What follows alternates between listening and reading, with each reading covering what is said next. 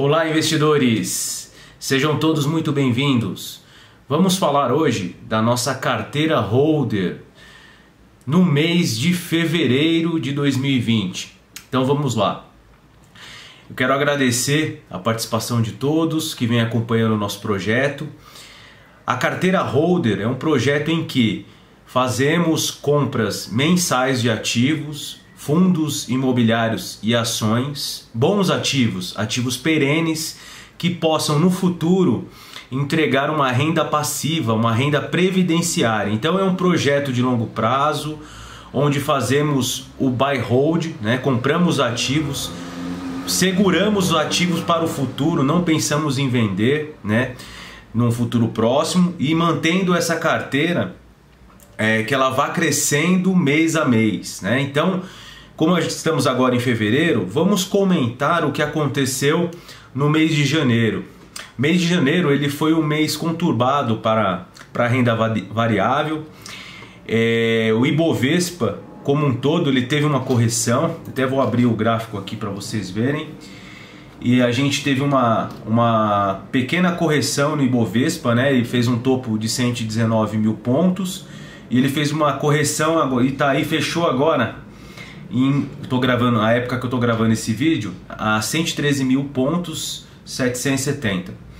Então ele teve uma leve correção, né? Foi um mês, como eu disse, para renda variável, teve um pouco mais de aversão ao risco no mundo como um todo, inclusive o mercado norte-americano, né? Tivemos algumas situações, como por exemplo o coronavírus, uma iminência, né? Uma possibilidade de uma guerra, né? Teve o conflito no começo do ano, Estados Unidos com o Irã, então trouxe uma certa aversão ao risco no mês de janeiro. Mas para o investidor de longo prazo são pequenos ruídos que acontecem, então isso é normal, né? O investidor ele tem que se concentrar na renda, ele tem que obter renda e não ficar preocupado com cotação e preocupado com valorização ou desvalorização de carteira.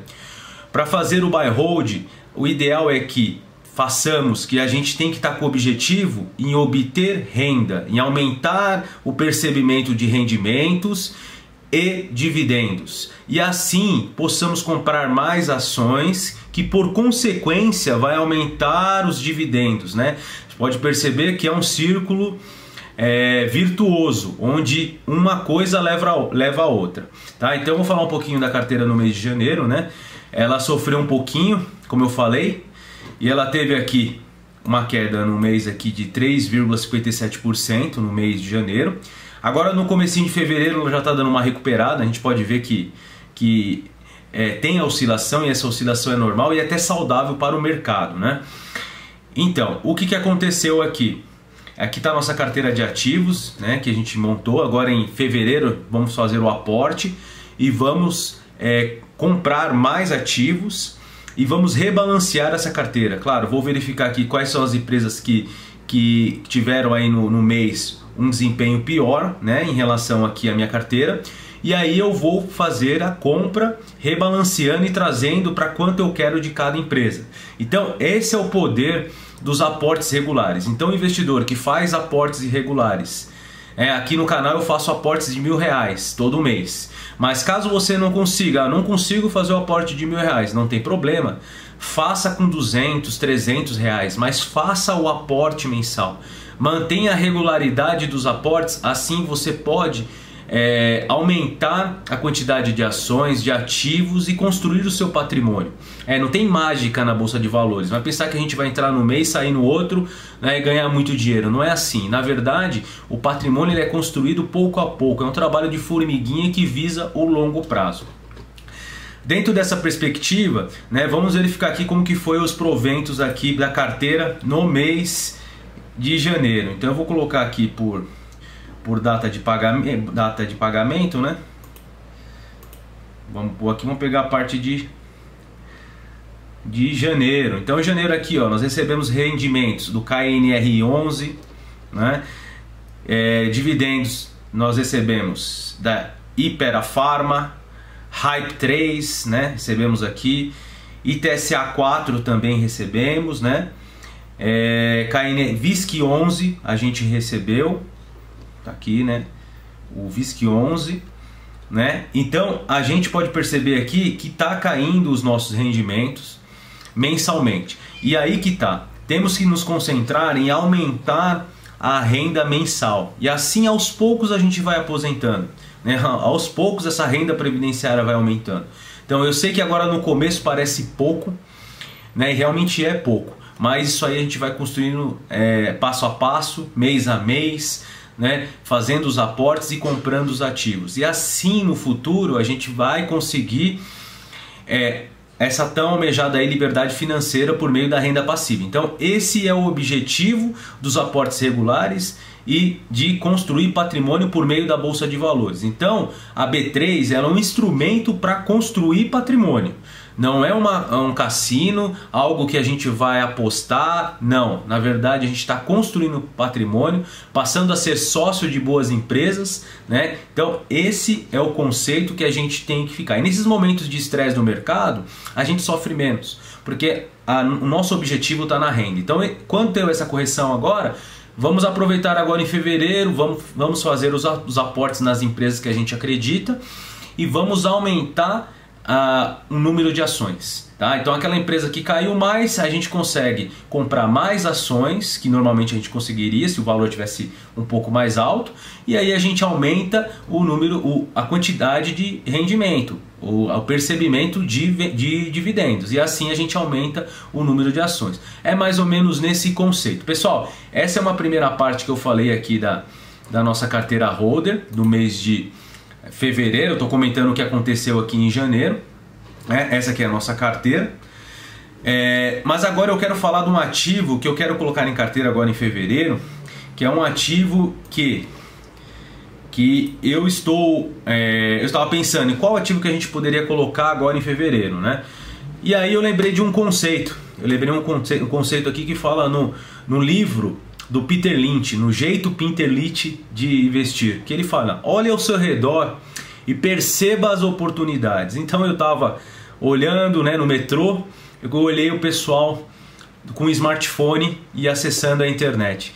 Então eu lembrei de uma empresa que eu gosto muito, que eu tenho na minha carteira pessoal, e agora a carteira holder vai passar a constar também, né, que é a empresa Telefônica Brasil, a Vivo, a mais conhecida como Vivo. Então é uma empresa que eu acredito, e eu vou fazer aqui o racional do investimento, que a gente vai passar a constar na carteira, tá? Lembrando que aqui não é uma recomendação de compra ou venda do ativo, tá? Lembrando que pode ocasionar perda de patrimônio e investimento em renda variável. Tome muito cuidado.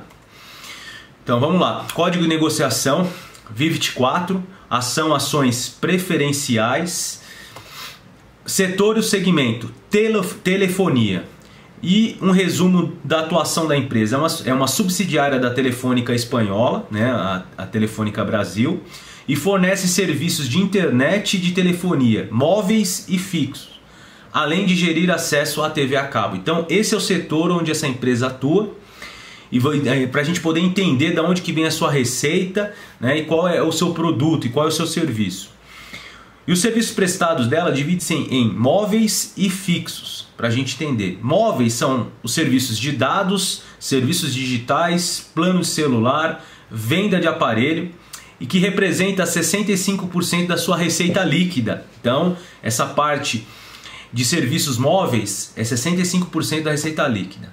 E o serviço fixo trata-se de banda larga, TV por assinatura e telefone fixo, representando 35% da receita líquida da empresa. Tá? Então, vamos entender aqui que onde está situada no mercado a Telefônica Brasil. A Telefônica Brasil, ela tem aproximadamente 32,5% do market share. Peguei agora o retrato de 2019. O que é o market share da Telefônica?